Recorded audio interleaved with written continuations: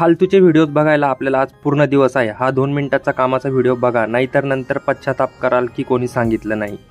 महाराष्ट्रामध्ये केंद्र सरकारने 2019 पूर्वीच्या वाहनांसाठी HSRP लावणे बंधनकारक केले आहे।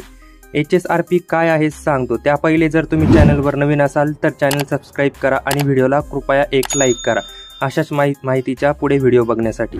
HSRP म्हणजे हाय सिक्युरिटी रजिस्ट्रेशन प्लेट हे आहे। केंद्रीय रस्ते वाहतूक आणि महामार्ग मंत्रालयाने 2018 मध्ये आदेश देऊन 1 एप्रिल 2019 पासून नवीन वाहनांना HSRP देणे बंधनकारक केले होते। जुन्या वाहनांसाठी HSRP बाबत निर्णय घेण्याचा अधिकार राज्यांना दिला होता। त्यानुसार अनेक राज्यांनी HSRP बंधनकारक केले आहे, परंतु महाराष्ट्रात जुन्या वाहनांना HSRP बंधनकारक नव्हते।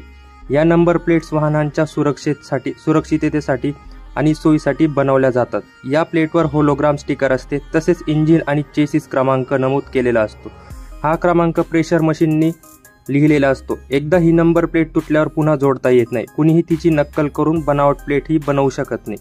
त्यामुळे वाहनांची चोरी झाल्यास किंवा त्याचा गैरवापर झाल्यास गाडी मालकाची सर्व माहिती मिळते।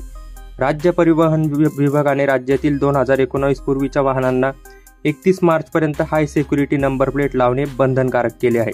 यासाठी रोजमर्ता सेफ्टी सिस्टीम लिमिटेड या खासगी कंपनीची नियुक्ती केली आहे। स्वप्नील भोसले उप प्रादेशिक परिवहन अधिकारी यांनी सांगितले की हाय सिक्युरिटी नंबर प्लेट अधिकृत सेंटर वरूनच बसवून घ्यावी। पुणे आणि पिंपरी चिंचवड RTO साठी या कंपनीला काम देण्यात आले आहे। या सुविधेसाठी दुचाकी ट्रॅक्टरसाठी 450 रुपये, 3 चाकी वाहनांसाठी 500 रुपये, तर 4 चाकी आणि अन्य वाहनांसाठी 745 रुपये शुल्क आकारले जाणार आहे। त्यामुळे लवकरात लवकर ही महत्त्वाची माहिती जास्तीत जास्त शेअर करा आणि तुम्ही पण अलर्ट राहा।